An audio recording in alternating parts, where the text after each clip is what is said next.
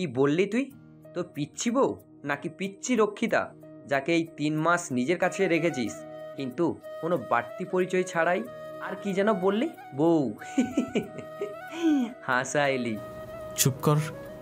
সে আমার বউ হোক আর রক্ষিতা, সে আমার প্রপার্টি। অনেক আগেই আমি ওকে নিজের নামে করে নিয়েছি। তার কৈফিয়ত আমি তোকে দিব না। তার বোঝাপড়া একান্তই আমার আর আমার বউয়ের মধ্যে থাকবে। মেঘা এতক্ষণ আদ্রিয়ানকে দেখে খুশি হলেও এখন আদ্রিয়ানের কথা পুরোটাই তার মাথার উপর দিয়ে যাচ্ছে। আদ্রিয়ান তাকে প্রথমে পিচ্ছি বউ বলা অবাক হয়েছিল, কিন্তু যখন রক্ষিতা উচ্চারণ করলো তখন চোখ থেকে এক ফোঁটা পানি গড়িয়ে পড়লো। আদ্রিয়ান তাকে রক্ষিতার সাথে তুলনা করেছে। হ্যাঁ, এটা ভাবতে তোর কষ্ট হচ্ছে। সে যাই বল, তুই আমাকে ভুলতে পারবি না। আমি যতদূর জানি আজ তোর নিশির সাথে বিয়ে, তাহলে নিজের হবু বউকে রেখে এখানে কি করছিস? তুই তোর হবু বউয়ের কাছে যা, আর আমাকে আমার হবু বউয়ের কাছে থাকতে দে। এসেই যখন পড়েছিস তখন আমাদের বিয়েটাও দেখে যা। মেঘাকে নিয়ে সামনে এগোতে লাগলে পেছন থেকে কেউ সে লোকটির বা হাতে, মানে যে হাতে বন্দুক মেঘার গলায় ধরা ছিল, গুলি করলো। গুলি করার সাথে সাথে মেঘা ছুটকে দূরে গিয়ে পড়ে যেতে লাগলে আদ্রিয়ান এসে ধরে ফেললো। আর মেঘা ভয়ে আদ্রিয়ানের জ্যাকেট খামচে ধরলো। আদ্রিয়ান মেঘাকে সোজা করে দাঁড় করিয়ে এক সাইডে জড়িয়ে ধরে সে লোকটির দিকে ট্রিগার বাটন চেপে ধরলো। লোকটি যখন পড়ে গেল তখন দুজন বডিগার্ড এসে তাড়াতাড়ি করে ছেলেটিকে ধরলো, আর ছেলেটিও ব্যথায় কাতরাতে থাকলো। এবারে যতগুলো গার্ড ছিল সবগুলোকেই কবজা করে নিয়েছে, তাই লোকটিকে সাহায্য করার জন্য কেউ এগিয়ে আসলো না। হয়তো আজ তার সব কিছু ফাঁস হয়ে যাবে। আদ্রিয়ান মেঘাকে নিয়ে সোফায় বসিয়ে আরাম করে বসলো। এরপর লোকটিকে সামনের সোফায় বসানোর জন্য ইশারা করলো। তখনও লোকটির মুখে রুমাল বাঁধা। আদ্রিয়ান রুমালটা খোলার জন্য গার্ডকে ইশারা করলো। রুমালটা খোলার সাথে সাথেই মেঘা অবাক হয়ে তাকিয়ে দেখলো। ওইটা আন্দাজ করতে পেরেছিল, কিন্তু এখন দেখছে তার আন্দাজটাই সঠিক। নিদ্র ভাইয়া আপনি? তো কি মিস্টার নিদ্র খান, এতদিন রুমালের আড়ালে থেকে আমার ব্যক্তিগত সম্পত্তির উপরে নজরদারি করলি, আবার আমার নাকের নিচ থেকে 2বার কিডন্যাপও করলি। দম আছে তোর খুব। হ্যাঁ, হবে নাই বা কেন? পিসেবনির ছেলে বলে কথা। একই রক্ত বহমান আছে আমাদের শরীরে, তাই এই সাহসটা দেখিয়েছিস। নিদ্র ধরা খেয়েও কোনোরকম প্রতিক্রিয়া দেখালো না। এতে অবশ্য আদ্রিয়ানের তেমন কোনো যায় আসছে না, কারণ সে আগে থেকেই জানতো, শুধু সামনাসামনি আসার অপেক্ষায় ছিল। কিন্তু মহড়া মেঘাকে বানাতে হয়েছিল। তো মিস্টার আদ্রিয়ান, উফ দাদা ভাই, তো এখন বল তোর পিচ্ছি বউয়ের রক্ষিতার খবর কি করে পেলি? আদ্রিয়ান তা শুনে মুচকি হাসলো। এরপর পায়ের উপর পা তুলে নিদ্রার দিকে তাকিয়ে বলল, এই যে দেখছিস, আমার বউ, সে আমার ব্যক্তিগত সম্পত্তি। আর ব্যক্তিগত সম্পত্তি থেকে এমনিতেই উঠতে দেই। তাকে উড়ানোর জন্য যতটুকু সীমা দেওয়া দরকার ততটুকুই দেওয়া হয়েছে। এর বাইরে যাতে যেতে না পারে তার দায়িত্বটা তো আমারই, তাই না? আদ্রিয়ান এরূপ কথা শুনে নিদ্র আর তার ভুরু কুচকানো আরও কুচকানো। সে জানে যে মেঘা আদ্রিয়ানের জন্য কি, কিন্তু যখন শুনেছে যে আদ্রিয়ান তার বোন নিশুকে বিয়ে করছে, তখন তার মাথায় একটা কথাই ঘুরছিল, যে মেঘাকে আদ্রিয়ান বৈধভাবে কখনোই হয়তো স্বীকৃতি দেবে না, রক্ষিতা হিসেবে রাখবে। কিন্তু এখানে আদ্রিয়ান বারবার পিচ্ছি বউ বলাতে ব্যাপারটা কেমন ঘেটে যাচ্ছে। তুই বারবার মেঘাকে পিচ্ছি বউ বলে সম্বোধন করছিস কেন? আমি যতদূর জানি তোদের কখনো বিয়ে হয়নি, তো পিচ্ছি বউ না ডেকে রক্ষিতা বললেই পারিস। তোর অবশ্য কি আমার বোনকেও বিয়ে করবি আর মেঘার জীবনটাও নষ্ট করবি? সেটা তো আমি কখনো হতে দিতে পারি না। তাই আমি মেঘাকে তুলে নিয়ে এসেছি নিজের কাছে। জানি সে আসবে না, খুবই জেদি মেয়ে, আর সে আমাকে ভালোভাবে চিনেও না। একজন অপরিচিত ব্যক্তির সাথে আসা কখনোই সে কমফোর্ট ফিল করবে না। ভেবেছি আজকে বিয়ে করে আমি মেঘাকে নিয়ে লন্ডনে চলে যাব। সব প্ল্যান করাই ছিল, কিন্তু তুই এসে সব ঘেঁটে দিলি। নিদ্র বারবার রক্ষিতা উচ্চারণ করাতে আদ্রিয়ান বসা থেকে উঠে নিদ্রর নাক বরাবর ঘুষি দিল। এতে নিদ্র সোফা থেকে ফ্লোরে পড়ে গেল। কাবির নামায় স্বাক্ষর করা একমাত্র বউ আমার, তাও তার আব্বুর থেকে পারমিশন নিয়ে বউ বানিয়েছি। এখন কি তোদের সবাইকে ঢোল পিটায় বলতে হবে যে আদ্রিয়ান বিয়ে করেছে? তোদের কি তখন আবার বলবি বাল্যবিবাহ করেছি? এরপর আমার বউটাকে নিয়ে আবার টানাটানি করতি। এমনিতে আমার বউটার ঘাড়ের রগ একটা বাঁকা, যে যা বলে তার উল্টোটাই বুঝে। এটাকে এখনও ঠিক করতে পারলাম না, আর তুই কোত্থেকে টপকে এসে আমার বউটাকে নিয়ে ভ্যানিশ হয়ে যাওয়ার প্ল্যান করছিস। এটা তো আমি আদ্রিয়ান থাকতে কখনোই হতে দিতাম না, তাই না ভাই আমার? বলেই আদ্রিয়ান আবার গিয়ে মেঘার পাশে বসলো। মেঘা এতক্ষণ আদ্রিয়ার কথা শুনছিল, কিন্তু যখন শুনলো আদ্রিয়ান আর মেঘার আগে থেকে বিয়ে হয়েছে, তখন থেকে বিস্ময়ে বাকরুদ্ধ হয়ে গেল সে। আবার এটাও বলছে যে তার আব্বু নিজে পারমিশন দিয়েছে। কই, তার আব্বু তো এরূপ কোনো কথা তাকে বলেনি। সব কিছু কেমন যেন ঘুরপাক খাচ্ছে। এত রহস্য কেন সব কিছু? কিছুই মাথার মধ্যে ঢুকছে না তার। সব মাথার উপর দিয়ে, আর ওই ছোট্ট মাথায় হ্যান্ডেল করতে পারলো না, তাই আদ্রিয়ানের উপর ঢলে পড়লো। আদ্রিয়ান বোধহয় এই অপেক্ষায় ছিল, কারণ এখন যা হতে যাচ্ছে তা তার জান দেখতে পারবে না। তাই এতক্ষণ বসে বসে সময় নষ্ট করছিল এই বস্টারটার সাথে। না হলে কখন সে একে উপরে পাঠিয়ে দিত। তার সাথে আরও অনেক কিছুই স্পষ্ট হওয়ার আছে। এর আগে এটাকে মারা যাবে না। মেঘার দিকে তাকিয়ে মুচকি হাসলো। মেঘাকে কোলে করে উঠিয়ে ওইখানে একটি রুমে শুয়ে দিয়ে আবার আসলো। এরপর নিদ্রর দিকে রক্তরঞ্জিত চোখে তাকিয়ে কাউকে ভেতরে আসার জন্য বলল। মেঘা বউ সেজে বসে আছে বাসর ঘরে। কিছুক্ষণ আগেই সব ধর্মবিধি ও আইন অনুসারে আদ্রিয়ানের সাথে বিয়ে হয়েছে মেঘার। মেঘার অবশ্য এই বিয়েতে খুশি হওয়ার কথা, কিন্তু সে এখনও বিস্ময় থেকে উঠতে পারেনি। কি থেকে কি হয়ে গেল। যখন সে অজ্ঞান ছিল তখন সে জায়গায় কি হয়েছিল তার বিন্দুমাত্র ধারণা নেই। ওই নিদ্রর কি হয়েছিল তাও জানে না। আর এখানে এসে আরেকটা খবর শুনে সে চরম বিস্ময়ে কিং কর্তব্যবিমূঢ় হয়ে পড়ে। মেঘার যখন জ্ঞান ফিরেছিল তখন প্রায় বিকেল। তখন সে নিজেকে নিজের রুমে আবিষ্কার করে। সে জেগে ওঠার সাথে সাথেই রুমে কয়েকজন মেয়ে আসে, সাথে দাদিমাও। মেঘা দাদিমাকে দেখে মাথা নিচু করে ফেলে, কারণ এই মানুষটার সাথে মনে হচ্ছে অন্যায় করেছে। সকালবেলার কাণ্ডটা নিয়ে তার মধ্যে গিল্টি ফিল হচ্ছে, কিন্তু তারই বা কী করার ছিল। সে তো আর জানতো না যে ওই খাটাস ব্যাটার নিদ্র তাকে তুলে নিয়ে যাবে। গেছে তো গেছে, একদম বিয়ে করার জন্য কি কাণ্ডটা না ঘটালো। কিন্তু এখন তো আরও বেশি ভয় পাচ্ছে যে আদ্রিয়ান তাকে সেখান থেকে নিয়ে এসছে। কে জানে কি করবে এখন তাকে। হয়তো কুচি কুচি করে পদ্মা সেতুর নিচে ভাসিয়ে দেবে।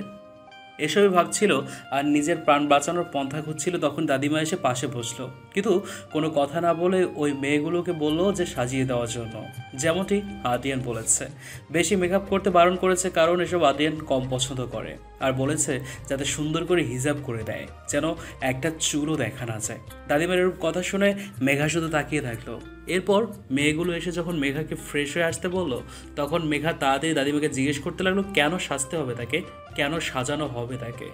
এতক্ষণ জিনিসপত্র দেখে বোঝাই গেছে যে ব্রাইডাল সাজ দিবে তাকে, কিন্তু এই সাজ দিয়ে সে কী করবে। আজ তো আর বিয়ে হবে না তার। তাই দাদিমাকে নানান রকম প্রশ্ন করতে লাগলো, কিন্তু দাদিমা কোনো উত্তরই দিল না।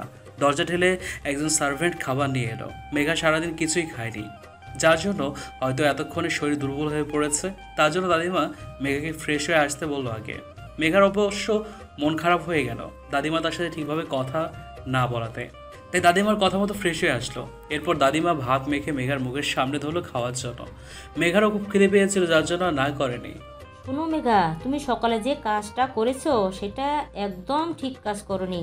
সেটার জন্য আমি তোমাকে কিছু বলছি না, কারণ দোষটা তোমার একার না। ছোট এখনও তুমি, তাই অনেক কিছুই এখন তোমার বুঝার আছে। কিন্তু এরূপ কাজ করতে যাতে দ্বিতীয়বার না হয় সেই দিকে খেয়াল রাখবে। পালিয়ে গেলেই সব কিছুর সমাধান হয় না।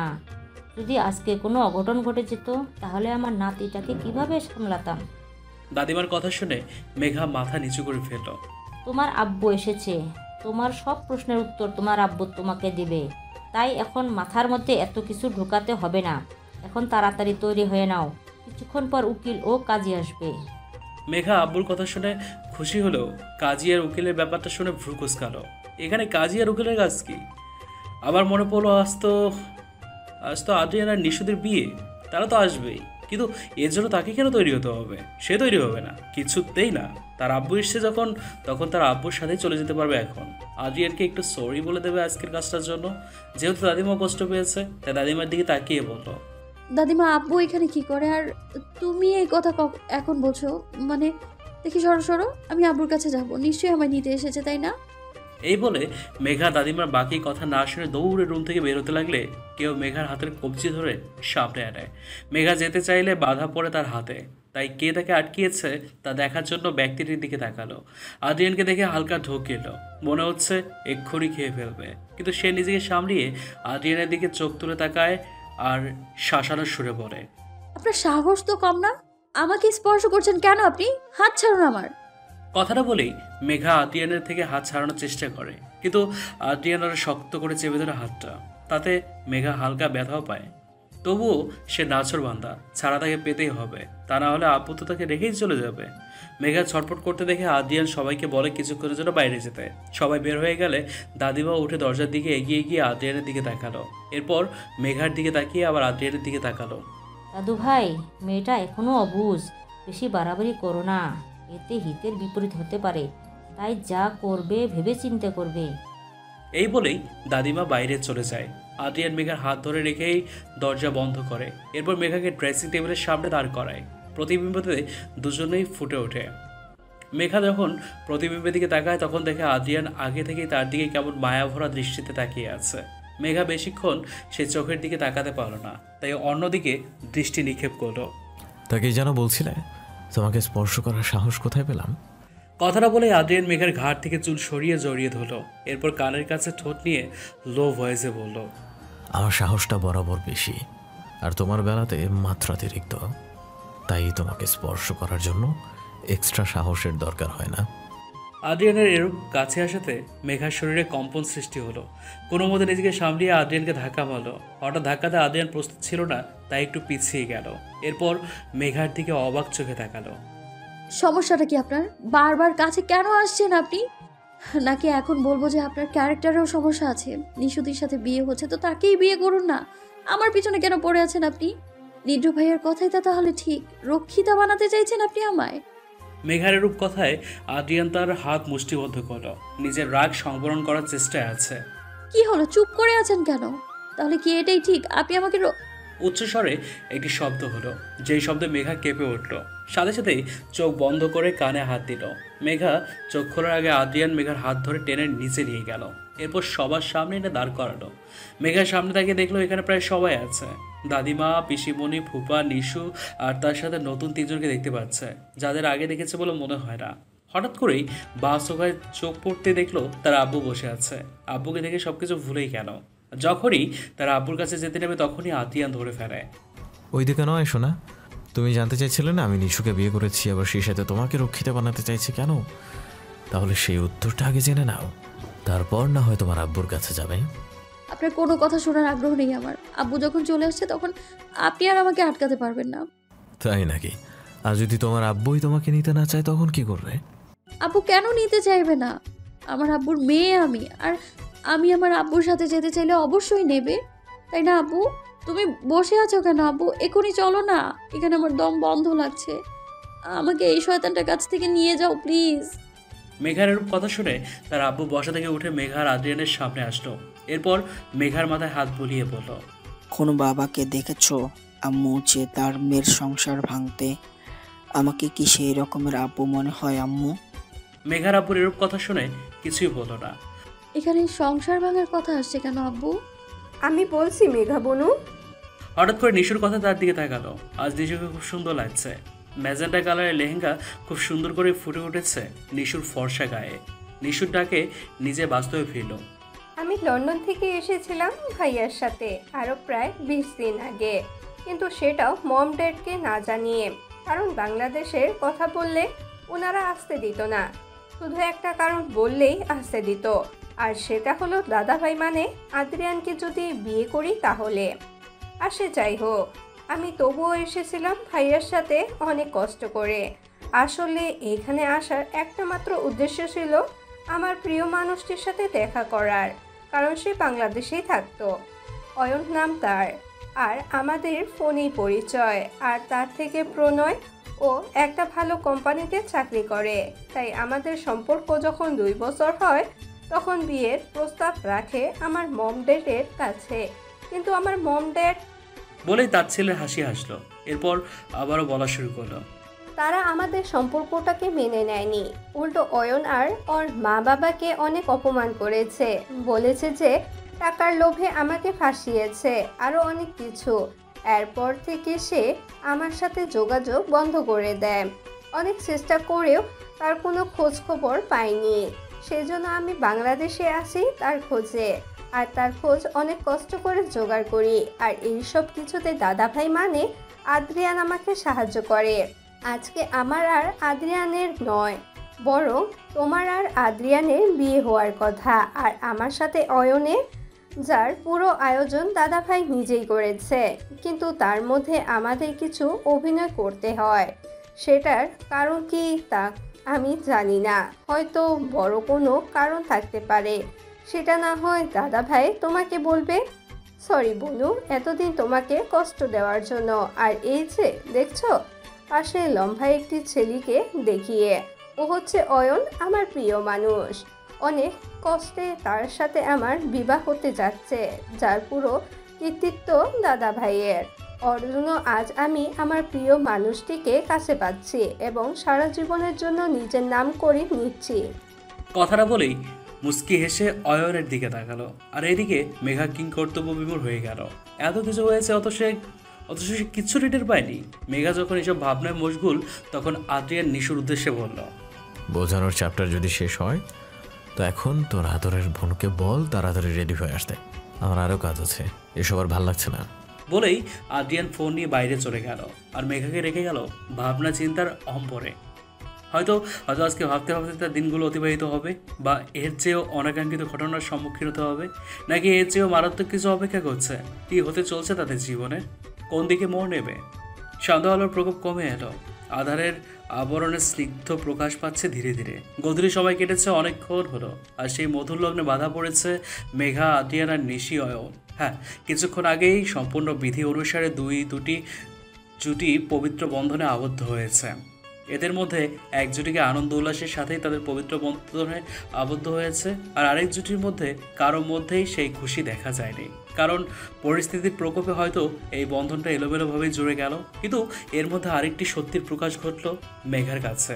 আদ্রিয়ানের সাথে সে এই নিয়ে দ্বিতীয়বার পবিত্র বন্ধনে আবদ্ধ হলো। প্রথমবার কাবিন নামে স্বাক্ষর করে, আর দ্বিতীয়বার ধর্ম রেজিস্ট্রি করে। ভাবতে অবাক লাগছে তার। সে আগে থেকে আদ্রিয়ানের অর্ধাঙ্গিনী ছিল, কিন্তু এসব তার কোনো কিছুই জানা ছিল না। জানবেই বা কী করে? এগুলো তো আদ্রিয়ান তার আব্বুর কারসাজি। এর জন্য আব্বুর সাথে কথাও বলেনি। কেন কথা বলবে? হ্যাঁ, কেন বলবে কথা? তাকে না জানিয়ে এই লোকের সাথে তাকে বিয়েও দিয়ে দিল, তার সাথে প্ল্যানিং করে এই বাড়িতে কিডন্যাপের নাটক করে নিয়েও আসলো, আর তার থেকে সে অজ্ঞাত ছিল এতদিন। দুঃখে তার এখন কান্না আসছে, রাগ করার খায়ও নেই। এখন সে নিজের ঘরে এসে দরজা বন্ধ করে বসে আছে, কারোর সাথে কোনো কথা বলবে না। সবগুলোই শুধু তার থেকে সব কিছু লুকিয়ে লুকিয়ে করে। হ্যাঁ, সে তো কবুলও বলতো না, কিন্তু তার আব্বু এমনভাবে তাকে ব্ল্যাকমেল করলো যে তার মন বলে পানি হয়ে গেছে। তাই মনের কষ্টগুলো ভেতরে রেখেই 3 কবুল বলে সবাইকে সাক্ষী রেখে গেল আদ্রিয়ানের অর্ধাঙ্গিনী হয়ে। আদ্রিয়ানও কবুল বলে হয়ে গেল মেঘার অর্ধাঙ্গ। সব কিছু খুব সুন্দর করে হয়েছে। এসব যখন ভাবছিল, তখন দরজায় ধাক্কার আওয়াজ হলো। মেঘা ব্যালকনি থেকে এসে শোনার চেষ্টা করলো কে এসছে। তখন বুঝতে পারলো নিশি এসছে। এই মেয়েটার সাথেও সেরা কি সুন্দর আদ্রিয়ানের কথা তাল মিলিয়ে অভিনয় করে তাকে ঘোল খাওয়ালো। আর এসব দেখে আদ্রিয়ান কি কত কিছুই না বললো। এখন তো তার সামনে সব পরিষ্কার, কিন্তু এত সব আদ্রিয়ান কেন করেছে তা যথার্থ কারণ বলেনি। এদিকে আদ্রিয়ান এসব ভাবতে ভাবতে দরজা খুললো, কারণ নিশু কিছুক্ষণ পরেই বিদায় নেবে। কি ব্যাপার মেঘা বনু, দরজা খুলতে এতক্ষণ লাগে? কি করছিলে এতক্ষণ? নিশু মেঘার দিকে তাকিয়ে দেখে মেঘা গাল ফুরিয়ে মুখটাকে বেলুন করে রেখেছে। কান্না করার ফলে হালকা চোখের কাজল লেপটে গিয়েছে, আর এতেই মনে হয় মেঘার বধূশ্বাসটা সার্থক হলো। আদ্রিয়ান যদি মেঘাকে এই রূপে দেখে তাহলে হয়তো সেখানে কয়েকটা হার্টবিট মিস করবে। কিন্তু এই দাদাভাইটা যে কই গেল? আজকে কি তার জরুরি কাজ করতে হলো? হ্যাঁ, আদ্রিয়ান যে বাড়িতে নেই সেটা মেঘা এখনও টের পায়নি। তুমি আমার সাথে কথাই বলো না দি।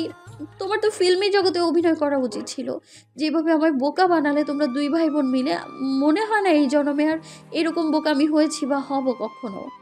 মেঘার এরকম বাচ্চা দেবের কথা শুনে নিশু ফিক করে হেসে দিল। মেয়েটার অভিমানটাও মনে হয় আদরের অভিমান। এই যে এইভাবে গাল ফুলিয়ে কথা বলছে, আর মুখের ভঙ্গিমাগুলো এত আদরে লাগছে যে সে আর কি বলবে। যদি সে ছেলে হতো তাহলে এই মেয়েটাকে কখনোই আদ্রিয়ানের হতে দিত না, সেই নিয়ে ভেঙে যেত। এসবই ভাবছিল, আর মেঘাকে কাছে টেনে বুকের মধ্যে মাথাটা নিয়ে হাত বুলিয়ে দিয়ে কপালে একটা চুমু খেলো। ধুর পাগলি, আমি কি ইচ্ছে করে করেছি নাকি? তোর বরটাই তো শর্ত দিল যে তার কথায় যদি অভিনয় না করি তাহলে নাকি অয়নের সাথে আমাকে বিয়ে দিবে না। আর যখন ব্যাপারটা অয়নকে নিয়ে, তখন কি আমি আর রাজি না হয়ে থাকতে পারি বল সোনা? নিশুর কথা শুনে একটু দুঃখ লাগলো। তার শয়তান বলটা সবাইকে শুধু ভয় লাগিয়ে তার কাজ আদায় করে। তাকেও তো কত ধরনের ভয় লাগাতো, আর তার কার্য সিদ্ধি করতো। এই শয়তান বলটাকে কিভাবে যে সাহায্য করবে কে জানে। তার মতো চুনুপুটি মেয়ে কি এই হাতির মতো গন্ডারটাকে টাইট দিতে পারবে? মনে হয় না পারবে। এই যে ভাবনা রানী, দাদাভাই ঠিকই বলে যে তুমি অতিরিক্ত তোমার এই ছোট্ট মাথায় বেশি প্রেসার দাও। এটা কিন্তু ঠিক না।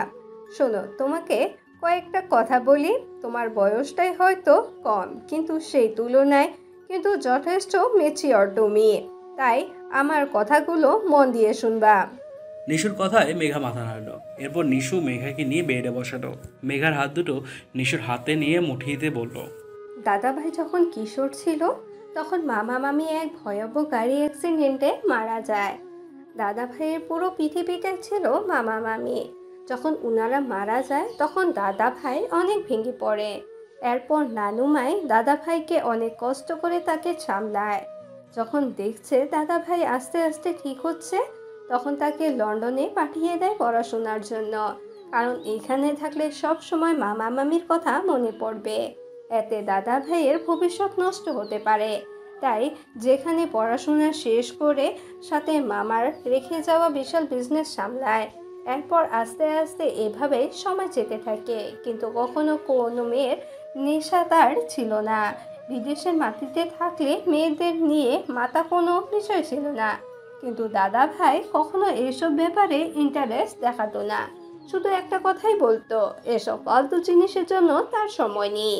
তখন আমিও বলতাম যে যখন তোমার লাইফে সেই সন্ধিক্ষণ আসবে তখন দেখবে সব কিছুই মূল্যবান সময় মনে হবে।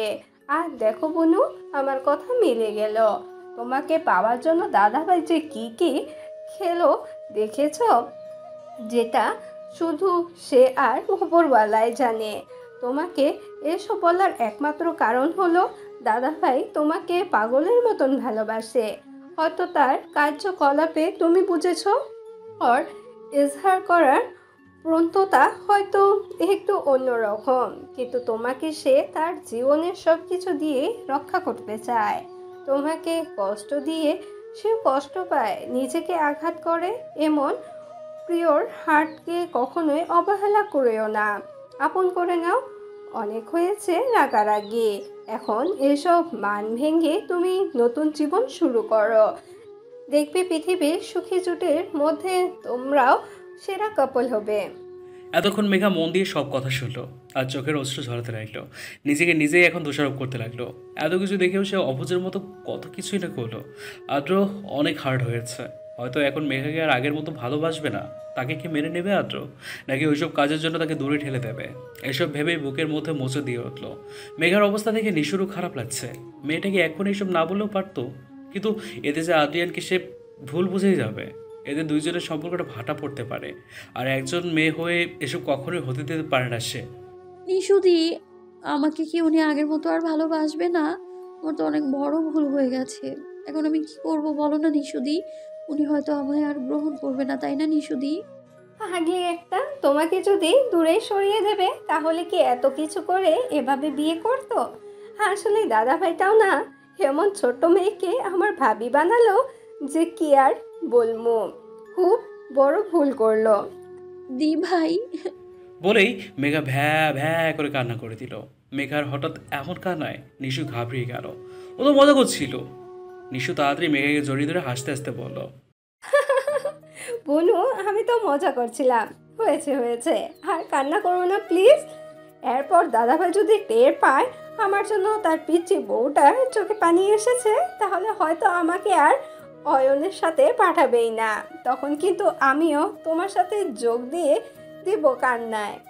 বলেই মুখটাকে দুঃখে দুঃখে ভাব করে ফেললো। আর মেঘা মাথা উঠিয়ে নিশুর দিকে তাকিয়ে ফিক করে হেসে দিল। সত্যি ভাগ্য করে এমন একটা বড় বেন পেলে সে। আপন হলে কি সবাই আপন হয়? হয় না। বড় কখনো কখনো এইভাবে আপন হয় যে তাদের সাথে একদম মিশে যায়, যেমনটা নিশুর সাথে মেঘা মিশে গেল। এরকম আরও কিছুক্ষণ কথা বলে নিশু বিদায় নিল, কারণ একটু পর অয়নের সাথে তার নতুন জীবনের সূচনা করার জন্য শ্বশুর বাড়িতে যাবে। এভাবে মেঘার অনেকটা সময় পার হয়ে গেল। বর্তমান মেঘা বাসর করে বসে বসে এসবই এতক্ষণ ধরে ভাবছিল, আর সব কিছু কীভাবে স্বাভাবিক করবে তাই ভাবছিল। অনেক হয়েছে রাগ অভিমানের পালা। এখন সে একজন নিখুঁত অর্ধাঙ্গিনী হয়ে দেখাবে। যখনই অর্ধাঙ্গিনী জিনিসটা মাথায় আসলো তখনই লজ্জায় গালটা লাল হয়ে গেল। সে এখনো বিশ্বাস করতে পারছে না সে আদ্রিয়ানের অর্ধাঙ্গিনী হয়েছে। সারা জীবনের জন্য কাছের মানুষটা তার হয়ে গেল। এত সুখ সুখ অনুভূতি হচ্ছে যে মেঘা মনে হয় পাগল হয়ে যাবে।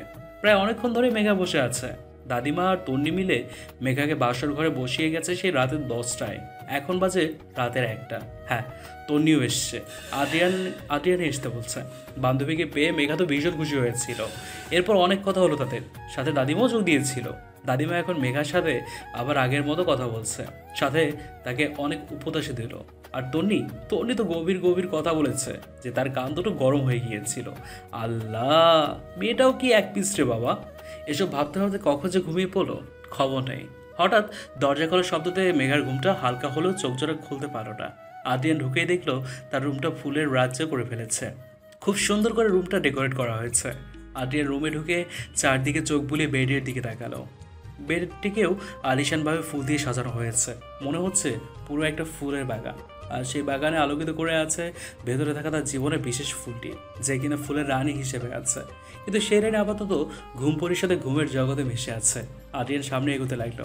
এরপর বেডে ঝরে থাকা ফুলের শাড়িগুলো সরিয়ে মেঘার কাছে চুপটি করে বসলো। দেখলো মেঘা বাচ্চাদের মতো করে ঠোঁট ফুলিয়ে ঘুমিয়ে আছে। মেঘার এই বুধরূপটা আদ্রিয়ানের হার্টবিট বাড়িয়ে দিল। এত স্নিগ্ধ লাগছে তার পিচ্ছি বউটাকে। হ্যাঁ, তার পিচ্ছি বউ, তার জীবনের আলো এই ফুলটি। আমার পরে আমার বউ, আমার জীবনের শ্রেষ্ঠ প্রাপ্তি, আমার স্নিগ্ধ ফুল। সকালে স্নিগ্ধ আলোড়নে চারদিকে হিমেল বাতাস প্রবাহিত হচ্ছে। মধ্যরাতে বৃষ্টি হওয়ায় এখন চারদিকে ফোটা ফোটা শিশিরগুলো চমৎকার রূপ নিয়েছে। আর সেই চমৎকার প্রকৃতির সাথে ফুলগুলো মেতে আছে তাদের সাথে রূপ বাড়াতে। আহা, কি সুন্দর সেই প্রকৃতির কাছে গন্ধ। আর সেসবের মোলায়েম গন্ধ আস্তে আস্তে মেঘার নাসাদ্রে প্রবেশ করে। কিন্তু তার সাথে কোনো পুরুষালী গায়ের পারফিউমের তীব্র গন্ধ নাসাদ্রে বাড়ি খাচ্ছে বারংবার। এত সব কিছুর মধ্যে সব কিছুতে আবার ঘুমিয়ে থাকতে পারলো না। চুপ করেই চোখটা খুলে ফেলে। এরপর সামনে তাকাতে দেখে কারো বস্ত্রহীন বুকে নাক বুঝিয়ে শুয়ে আছে। এরপর মাথা তুলে দেখে ব্যক্তিটির মুখ দেখার চেষ্টা করে সে, কিন্তু সেই ব্যক্তি যে আগে থেকে তার দিকে তাকিয়েছিল তা দেখে দৃষ্টি সরিয়ে অন্যদিকে তাকালো। এরপর সেই ব্যক্তি থেকে উঠার চেষ্টা করতে লাগলে পেটে অজস্র ব্যথা অনুভব করলো। তাই সাথে সাথে আহ করে উঠলো। সমস্যা কি তোমার? আসতে ওঠা যায় না? আমার থেকে পালানো শুধু ফোন দি না, দেখি কোথায় লেগেছে। বলেই আদ্রিয়ান যখন চাদর উঠিয়ে দেখতে নেবে তখনই মেঘা লজ্জায় চাদরটা সরাতে দিল না। এতে আদ্রিয়ান কানের কাছে গিয়ে লোভ ভয়েসে বলল, গতকাল রাতের পরেও এখন আবার এত লজ্জা কিসের? নাকি তুমি চাইছো যে তোমার লজ্জাগুলো খুঁটিয়ে খুঁটিয়ে ভাঙাই? আদ্রিয়ানের এরূপ কথা শুনে মেঘার তো জান যায় যায় অবস্থা। কি অসভ্য লোকটা! হ্যাঁ, কালকার পাগলামিগুলো কি কম ছিল যে এখন আবার? এসব ভেবেই আরও বেশি লজ্জা পেতে লাগলো। আর ভাবতে লাগলো কালকের ঘটনা। গতকাল রাতে আদ্রিয়ান যখন মেঘাকে দেখতে ব্যস্ত তখন মেঘার ঘুমটা হালকা হলো। এরপর পিটপিট করে চোখ খুলে সামনে তাকিয়ে দেখলো আদ্রিয়ান মোহনীয় দৃষ্টিতে তার দিকে তাকিয়ে আছে। আর সেই দৃষ্টির দিকে বেশিক্ষণ তাকিয়ে থাকতে পারলো না। তাড়াতাড়ি শোয়া থেকে উঠে আদ্রিয়ানের সম্মুখে বসলো। ততক্ষণে আদ্রিয়ানও খেয়াল করলো মেঘা জেগে গেছে। মেঘাকে বউরূপে খুবই মোহনীয় লাগছে। তার ঘুম ঘুম ভাবটা এখনও কাটেনি, যার জন্য বাচ্চা বাচ্চা টাইপের লাগছে। আর কাজলগুলো হালকা ল্যাপটানো। বেশিক্ষণ এসব খেয়াল না রেখে মেঘাকে বললো শাড়ি চেঞ্জ করে ফ্রেশ হয়ে উজু করে আসতে। মেঘাও যেন আদ্রিয়ানের কথা মতো উজু করে আসলো। আদ্রিয়ানও অন্য বাথরুমে গিয়ে ফ্রেশ হতে গেল। প্রায় 30 মিনিট পর মেঘা একদম গোসল করেই বের হয়েছে। রুমে এসে দেখে আদ্রিয়ান আগে থেকে বসে অপেক্ষা করছে তার জন্য। আদ্রিয়ান পাঞ্জাবি বদিয়ে টি শার্ট আর ট্রাউজার পর বসে আছে। আদ্রিয়ানও হয়তো গোসল করে এসছে, চুলগুলো হালকা কপালে ল্যাপটানো। খুবই স্নিগ্ধ লাগছে তার অর্ধাঙ্গকে। আদ্রিয়ান হাতে জিনিসগুলো থেকে দৃষ্টি সরিয়ে মেঘার দিকে নজর দিল। তার খুব পছন্দের শাড়ি পরেছে মেঘা। অ্যাশ কালারের মধ্যে হালকা সিল্ক মিশ্রিত জর্জেটের শাড়ি, তার মধ্যে মাথায় টাওয়াল পেঁচানো। হয়তো গোসল করেছে। কপালে ফোটা ফোটা পানি এখনও লেগে আছে। কৃত্রিম শ্বাসটা নেই। মেঘা হালকা মেকআপ করেছিল আর চুলগুলো হিজাব দিয়ে বাঁধা ছিল, তাই এসব তুলতে তার তেমন কষ্ট হয়নি। আদ্রিয়ান হাতের জিনিসগুলো রেখে মেঘার কাছে গেল। এরপর নামাজের কথা বলে দুজনে নতুন জীবনের সূচনা করতে আল্লাহর কাছে প্রার্থনা করল, যাতে তাদের জীবনে কোনো ধরনের অশান্তি না আসে। এরপর নামাজ পড়া শেষ হলে দুজনেই যায় নামাজটা গুছিয়ে নিল। মেঘা আদ্রিয়ানেরটা নিল। এরপর দুজনের জিনিসগুলো আলমারিতে গুছিয়ে রাখলো। তারপর মেঘা যখন পিছনে ফিরবে তখন দেখে আদ্রিয়ান তার পেছনে আছে, যার জন্য হালকা ধাক্কা খেল সে। আদ্রিয়ান সেসবে তোয়াক্কা না করে মেঘাকে নিয়ে বেডে বসলো গিয়ে। এরপর মাথা থেকে ওড়না দ্বারা হিজাব বাঁধাটা খুলে দিয়ে চুলগুলো ছেড়ে দিল। মেঘার চুলগুলো অনেকটাই বড়, যার চুলগুলো বেডে ছড়িয়ে গেল। এখনও প্রায় অনেকটাই ভেজা। এই মেয়ে যদি চুল ভেজায় তাহলে আর সেই চুল সহজে শুকায়ও না। সার্ভেন্টকে দিয়ে এই মেয়ের চুল শুকাইতে হতো, না হলে ঠান্ডা লেগে যেত। মেঘার আব্বু এই বিষয়ে আদ্রিয়ানকে আগেই বলে রেখেছিল, যা আদ্রিয়ান আগে থেকে একজন সার্ভেন্টকে রেখেছিল মেঘার চুলের যত্ন করার জন্য। কিন্তু মেঘাকে জিনিসটি বুঝতে দেয়নি, কারণ সার্ভেন্টটিকে আগে থেকে বলা হয়েছিল যে মেঘার চুলগুলো তার খুব পছন্দের, তাই সেই সার্ভেন্টই মেঘার চুলের সব যত্ন নেবে। এমনটাই মেঘাকে বলা হয়েছিল, যার জন্য মেঘাও হাসি মুখে তা মেনে নেয়। কারণ মেঘা নিজের চুল নিজে কখনোই যত্ন করতে পারতো না, সবসময় তার আব্বুই যত্ন করতো। আদ্রিয়ান টাওয়াল নিয়ে মেঘার চুলগুলো মুছে দিচ্ছে। মেঘা যখন এসব দেখলো তখন সে সাথে সাথে সরে গিয়ে, আমাকে দিন, আমি মুছে দিচ্ছি। মেঘার এরূপ কথা শুনে আদ্রিয়ান ভ্রুকুসকে ব্যঙ্গ করে বলল, আমাকে দিন, আমি মুছে দিচ্ছি। হ্যাঁ, আগে তো তুমি মুছতে। বাচ্চা বাচ্চার মতো থাকো, এত পাকনামি করতে বলছে। আদ্রিয়ানের এরূপ ব্যঙ্গাত্মক কথা শুনে মেঘার তো চোখ কপালে। কি বলে এই লোক, আমি বাচ্চা? মেঘা ওটা থেকে সরিয়ে সামনে আদ্রিয়ানের দিকে তাকিয়ে কোমরে হাত দিয়ে এক হাত উঁচু করে শাসিয়ে বলল, কি বললেন? আমি বাচ্চা? আমি বাচ্চা হলে আপনি তো বুইড়া। আর বাচ্চা হলে বিয়ে কেন করছেন? আপনার মতো বুড়ি দেখে বিয়ে করতেন আপনি।